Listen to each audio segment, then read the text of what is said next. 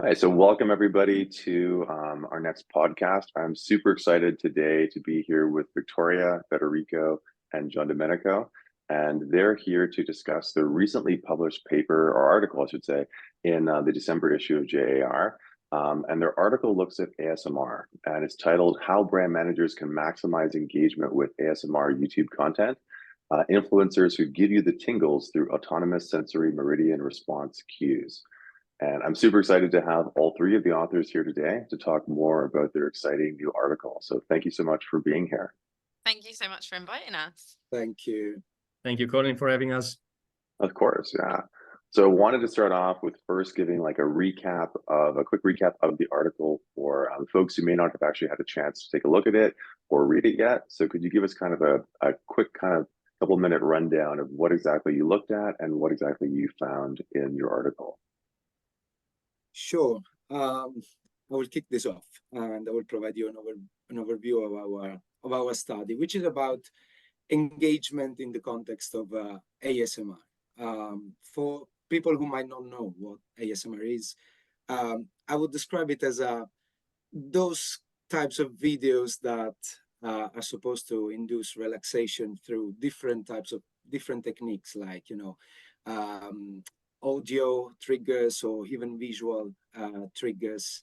And ASMR has been it's a big trend now, with many millions of views that collectively these videos accumulate. And this is a trend that has been noticed by brands that have started, doing their advertising in using ASMR stimuli. And a popular example is IKEA, who use the tapping triggers, to for their campaign "Oddly Satisfying," and many others. As an ASMR videos consumer, I thought that this was a nice trend, to investigate further. And this is mainly because these videos mainly come from three sources. The first one and the most important one is influencers.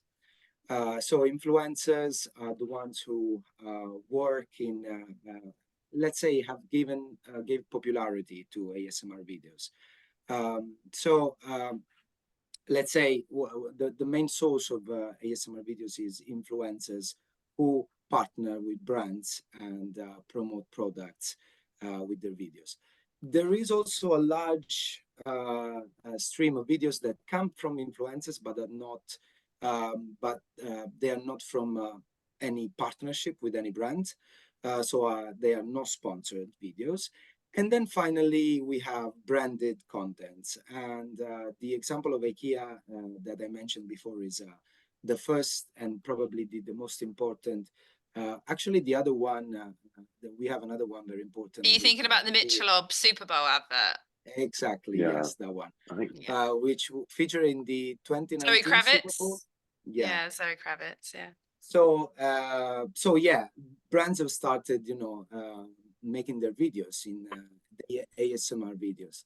And so we thought to investigate this thing a little bit further. What we did was to investigate had the differences in engagement between these three types of sources. And then we focused on a little bit more on the role of influencers in generating, the engagement with the ASMR content. So we started collecting some videos on YouTube, and we used the YouTube recommendation algorithm to simulate, a real user experience.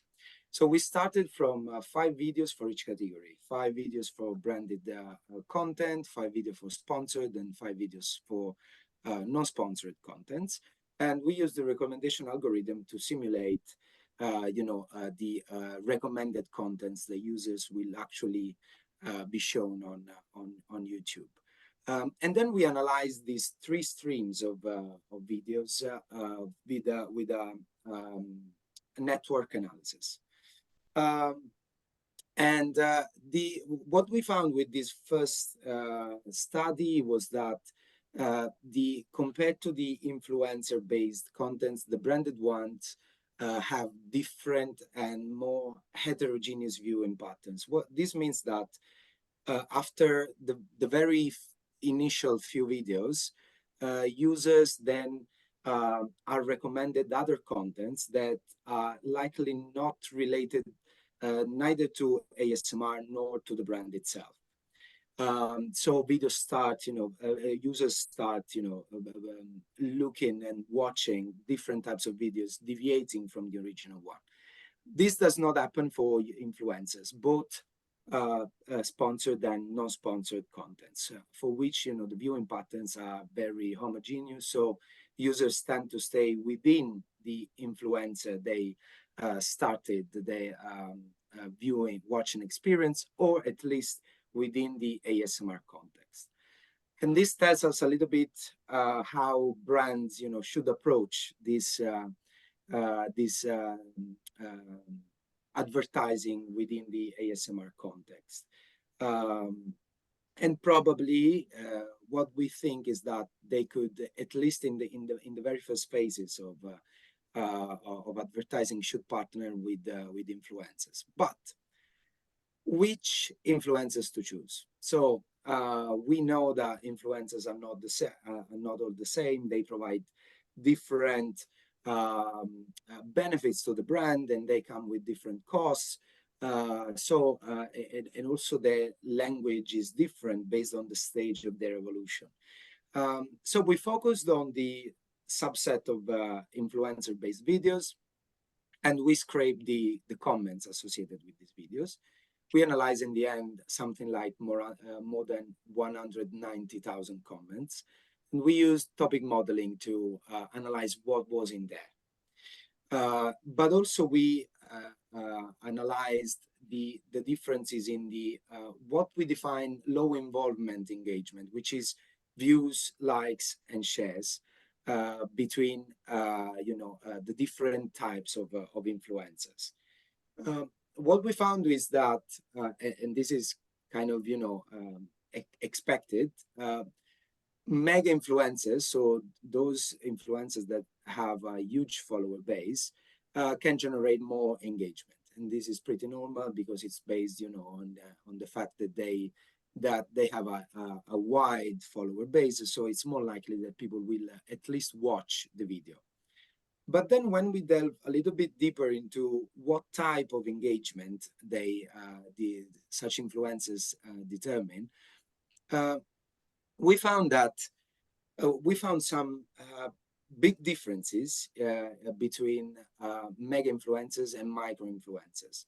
And these differences tell us a little bit of, suggest us to give brands some kind of guidelines regarding which influencers to choose. I'm saying that because we found that mega influencers determine a more brand-related discussions. So when mega influencers post videos, the comments about under these videos are more about brands, or so it's likely that there would be a higher likelihood of brand recognition with this in these videos. However, on the other hand, micro influencers are better in creating a more emotional and affective environment. So what users say, what users comment under these micro influencers videos is more about the emotional connection they can create with the follower base, but also they praise a lot ASMR as a context, as a genre of videos. And this was super interesting because we could be more practical in our guidelines that we could give to brands in order to choose what type of influencer to pick to partner with. Of course, it depends also in the resources that brands can devote to influencer partnerships, because mega influencers come at a higher cost than micro influencers. But in the case of brands that want to create a more emotional connection with the social media users, then partnering with the micro or let's say smaller scale influencers might be a very viable solution for them. So yeah, this is broadly what we found with our study, and I have to say it was super interesting to do that, because I'm a super fan of ASMR videos, and so while working on this paper, I had the chance to watch many videos and analyze them. So it was super fun and at the same time super relaxing as well. If I may jump in on this one. Yeah. For sure, Federico, yeah.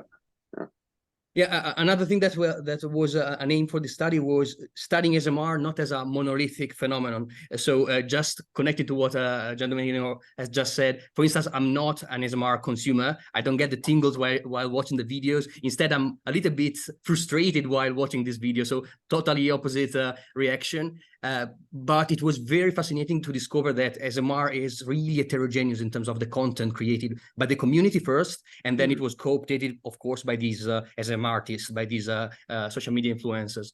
And while reviewing the literature, we discovered that previous studies tended to treat the ASMR cue as a monolithic phenomenon. So you say, okay, it's just about creating this sort of a tingling effect through, sensory advertising cues. And instead, we discovered that there are many different genres, and we try to create a taxonomy on the main greater genre that are used and consumed by the community members to date. And so it was very, very interesting. Perhaps for Victoria and Giandomenico, it was a little bit more taken for granted, the existence of these different genres. For me, it was a great discovery, because they range from, like storytelling or mimicking a medical visit. So pretty strange genre, but which are characterized by different pattern of effectiveness in terms of engagement, both low engagement and higher involvement engagement. So it was interesting also this third aim of the study. I think that's really interesting, actually, what you say there, Federico, about the genres, is that a lot of the literature that has focused around ASMR, as you say, is very much looking at the triggers by themselves. And I know from being a prolific ASMR watcher myself, similar to Giandomenico, that you tend to find a genre that really fits you and really kind of gives you those tingles, and you tend to stick within those realms of genres. So I think that actually genres is such a big area that's kind of underexplored, that should further be explored in kind of research. That's really interesting. Yeah, and like I've done some work on ASMR as well too, and I'm we read your paper. Yeah. Oh, okay, I'm treating it all the same. So it's useful that you've gone through and broken that out and looked at those genres. That's really, really neat. Do you get tingles yourself, or?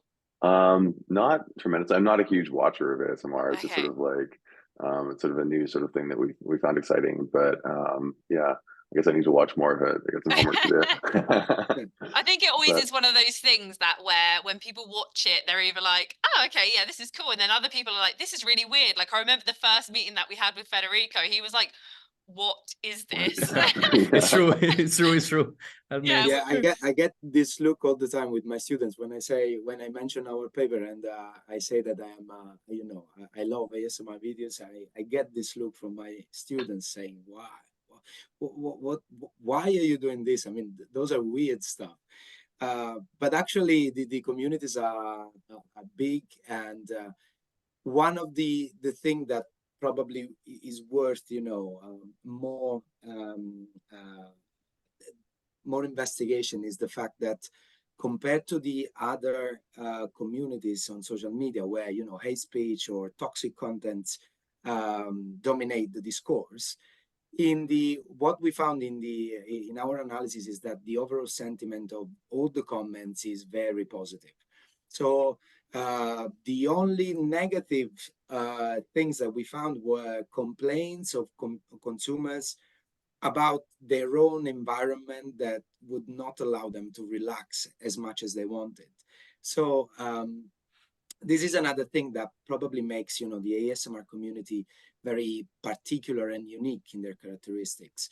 And possibly this positivity, this enhanced well-being of people is something that probably is would benefit also brands advertising in within this in this context. It's That's interesting cool. that you said that about the you made a point about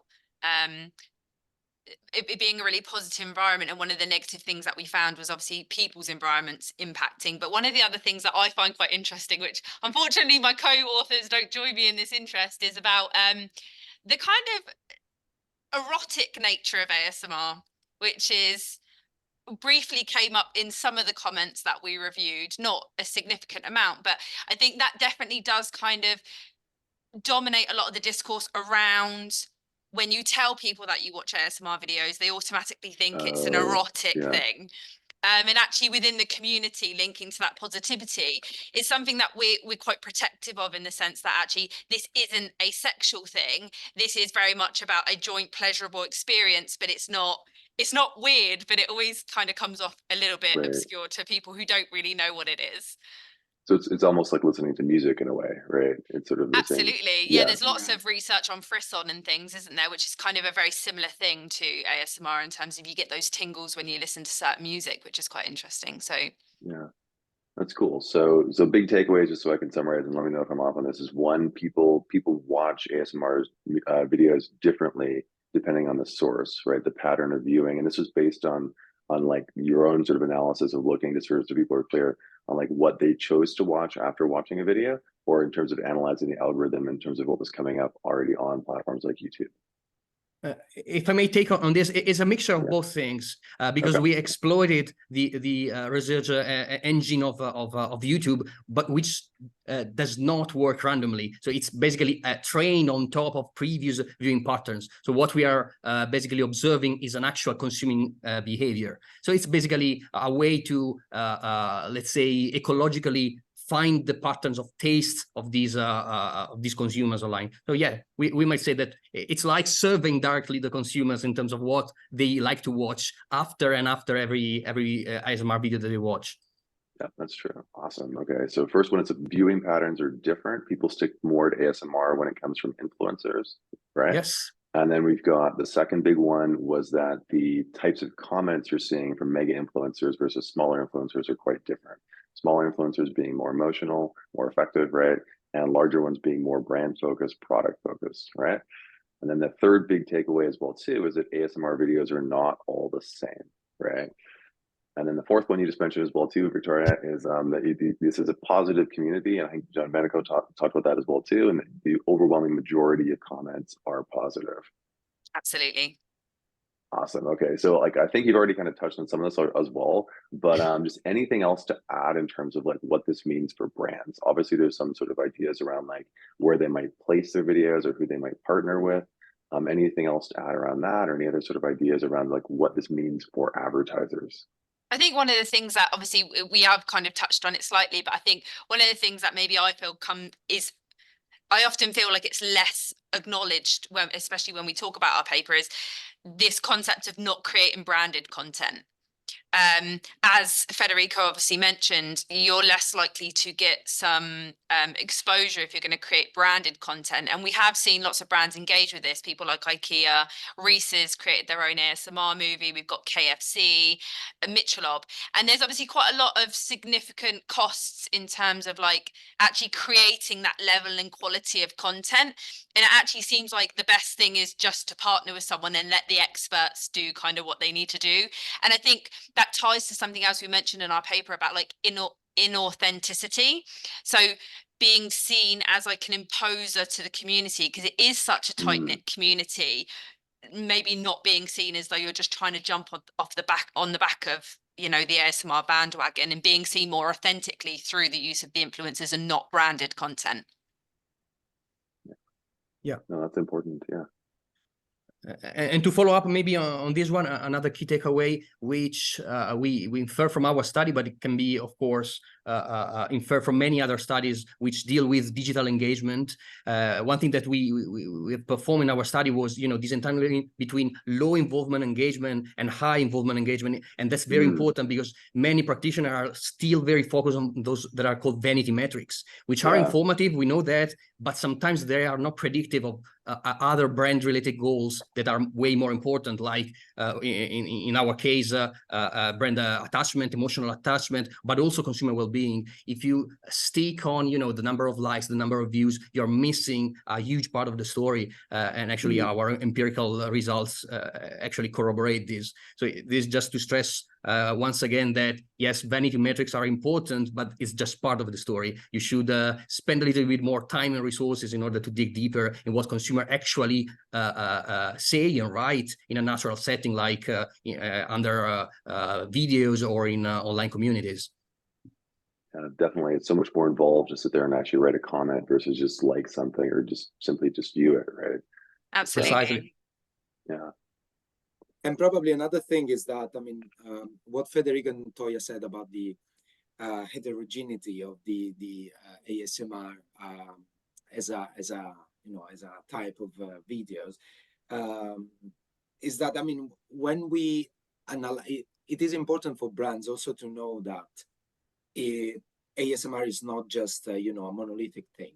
And this is important because different brands might want to target different influencers who are specialized in specific themes, specific genres of ASMR to partner with and commercialize their products. For example, makeup brands would be more, for makeup brands would be perfect to partner with, ASMR artists who do makeup tutorials done in a very relaxing way. On the other hand, there is a huge stream of ASMR videos based on personal attention where influencers mimic being a doctor, and they pretend to be a doctor and pretend to do health assessments on patients. And these videos would be more, suitable for other types of brands, like, probably even I've seen medical equipments advertised. And the same would be with, aromatherapy scents or, all the other types of products that could be advertised. So, knowing exactly what goes on within the ASMR videos, within the ASMR as a genre is fundamentally important to be to be more effective and to avoid being perceived as inauthentic. Yeah, very important. Yeah. So I want to shift to talking about where you got the idea for this. And it sounds like, I'm guessing it might have come from Victoria or Giandomenico, given you both are Yeah. but anything So, to tell more about that? Yeah. So the idea was originally mine. So I started this paper by myself just around kind of lockdown time after the Super Bowl took place, because obviously, as I mentioned, I'm a massive fan of ASMR and I've watched it for years.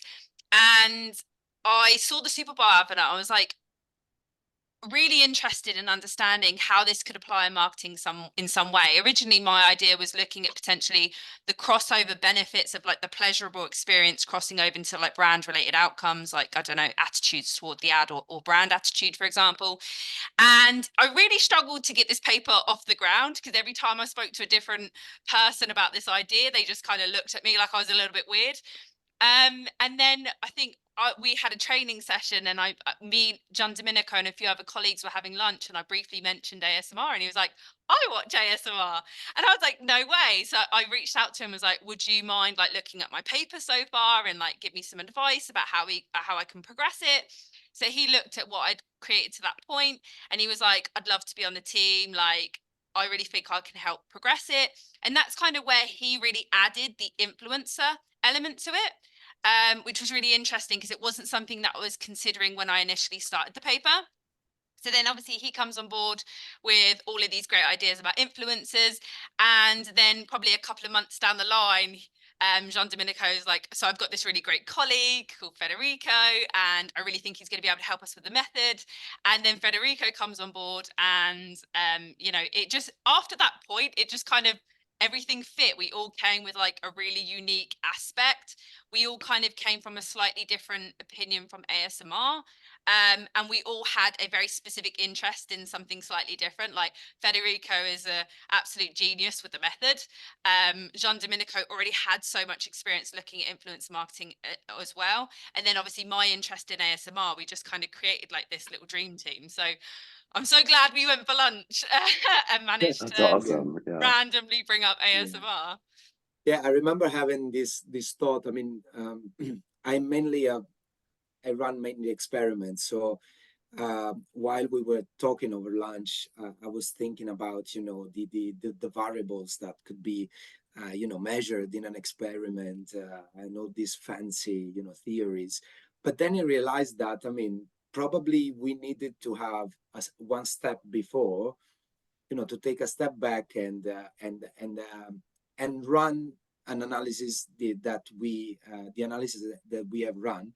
And so then I realized that I needed Federico, because we had already done something similar with affiliate marketing practices, and so we are he is the expert of this method, and I think that this paper gave us, you know, a broader, you know, better understanding of what goes on, and also many ideas for you know, eventually other papers and other investigations, more experimental probably, but yeah. Yeah. Where do you see it going next? That's a good sort of segue. Where do you think people should look, or where might you be looking next to extend your research? Well, that's an interesting question. On my side, I would say that we created this taxonomy, which is very data grounded to some extent. So we detected these different ASMR genres, which come from the communities directly. So they are really, to some extent, ecological. But we didn't really investigate it into their effects for brands or consumers that into detail. So maybe further studies could, in experimental settings, perhaps test what the actual genre exert on consumers, audiences, and so forth. That could be an interesting future research avenue. Yeah, Yeah, very and then cool. also I think, you know, something that, you know, revolves around the positivity of this community. If this positivity can spill over to the brand and to, you know, some behavior, but also when I mentioned the different types of products and brands that could be advertised, I was also thinking that, you know, choosing the right genre of the right influencer is fundamental also to understand whether the credibility of the brand is impacted by the person who is promoting that brand. I mean, if the ASMR artist is an expert in, I don't know, personal attention videos, and then out of the blue advertises some kind of beauty or other distant types of products, does the fit, I mean, which is an important thing in influencer marketing research, does the fit also impact ASM artists, or is it less evident compared to other, you know, to influencer marketing in general, the fit with the brand and or the product? I almost wonder, like, for ASMR, could the fit could potentially be broader, because like there's obviously a topic fit of, like, if I'm a beauty influencer, it's related to beauty, right? But I wonder if, like, if you're doing ASMR, and this is I'm less familiar with this, I'm curious as a question, could you bring in stuff that is relevant from a sound perspective, but maybe not a topic perspective? So could you potentially go further in terms of your partnerships if it's useful for, like, creating a cool sound or something that would be relevant to your video? Or do you think people would still see that as like a stretch? I think people love random sounds in the ASMR community. There's like a whole kind of genre focus just around, like, I think they call it binaural ASMR, where it's just purely sound focused. So I think actually, yes, if there was a logical tie there, from a sound perspective, I think that could still potentially work, actually. Yeah. Interesting. Okay. Yeah. But I mean, And from my perspective, in terms of like future research, I really want to look at it in the context of TikTok. As far as I'm aware, there's not really a great or fun way of scraping the comments off TikTok yeah, videos, but I'm seeing a lot more engagement and videos being created on TikTok and then being posted later on YouTube as a platform. And I think it would be really great to see it in a different environment where potentially people are going to come across it from an algorithm that yeah, is going to serve it to people that maybe don't usually look or search for that type of content. Yeah, and also this would be interesting to see whether the different format of videos impacts, you know, the outcome in terms of engagement or whatever. Especially because the length of outcome. videos differs significantly on Exactly, yeah. TikTok, Right. right? I Yeah. mean, as I approach ASMR, I usually have, you know, half an hour long videos where I just sit back and relax. The TikTok experience would be weird for me in the context of ASMR. I mean, I wouldn't have the time to relax, and then I would have the next video already. So probably, yeah, even the format of the video and the platform specific format is something that might determine a change. Yeah, because the whole platform is designed to get you to keep swiping up, right? So if you're trying to engage someone with a platform that is naturally trying to get you to engage more content, it's kind of almost like juxtaposed, isn't it? Yeah. Yeah. How does it work in a much faster, context, right? That's interesting.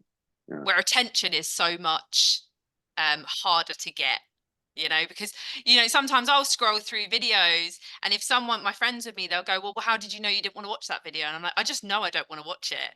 And they're like, but how do you know? And I'm like, well, I just got a vibe. And I think that is kind of how people act and behave on TikTok, but it's definitely not how viewing patterns, from my perspective, at least from my own experiences, is how I would act on YouTube. So I think there could be massive differences between the platforms. Yeah, that's interesting. Yeah. And finally, I'm always curious as to, for tips for overcoming any challenges you might have faced when doing the paper, because I find that often, when we see it come out in press, it looks fantastic and great, right? And especially for younger scholars, I think we don't often see some of the challenges that we might face when going through and doing it. So I'm curious, did you face any? Do you have any tips for people working in this area, or people trying to, extend the same sort of techniques or work in the same topic area as you folks did? Well, maybe talking about techniques or the more empirical methodological sides of the story behind this paper. As Gian Domenico and Victoria said, we wanted to investigate this phenomenon from a different angle compared to previous literature. SMR has been defined as a pseudo-scientific or pseudo-neurological phenomenon, and so the bulk of the literature has been more psychologically oriented. And we said, okay, we want to perform something a little bit more different, more sociological, if you want to say that. And we said, okay, we have this wealth of big textual data that could be harnessed in order to gain information about what is ASMR, how it impacts consumer reactions. And therefore, we turn to digital research methods and natural language processing to do so, which works perfectly. But as you were saying, when the paper is finally published, it works perfectly. While preparing the paper is always a nightmare because there is a trade-off between time and resources. Maybe you run your very first cycle of analysis with topic modeling, you discover that there are some problems with the data. You have to get back from the very beginning of the cycle. But when algorithms have to converge, it can take also days sometimes. So that's the frustrating aspect of these methodologies. But when you finally obtain the best output, it's like a revelatory moment, and we're all happy about that. But we have always to remember that's just the output of a software, and then we as a human researcher have to really draw the insights from these numbers or text. So yes, the tip could be try and leverage more upon these novel methodologies or less mainstream methodologies, but remember that it can take a lot of time, and don't stop at the first limit. Yes. And also, what related to this is that, I mean, it's very easy to get lost in the data you're gonna analyze. Absolutely. And most of the data you're going to analyze, it can be meaningless for you, meaning that you can get lost in the open ocean of emojis and one-word comments. You need to decipher what they want to, what the user want to communicate. So I think it takes a little bit of practice, but at first it might be challenging, to be able to get your head around this huge amount of data that it is possible, and as Federico said, is needed to be analyzed. In terms of writing, I mean, from my personal experience, it was the first time that I was writing for an advertising journal, and I found it super fun, but also exciting way of writing papers, because of course I mean, we wrote an academic paper, but we made it in a slightly different way compared to other journals, and where we need to emphasize a little bit more the managerial implication of the paper.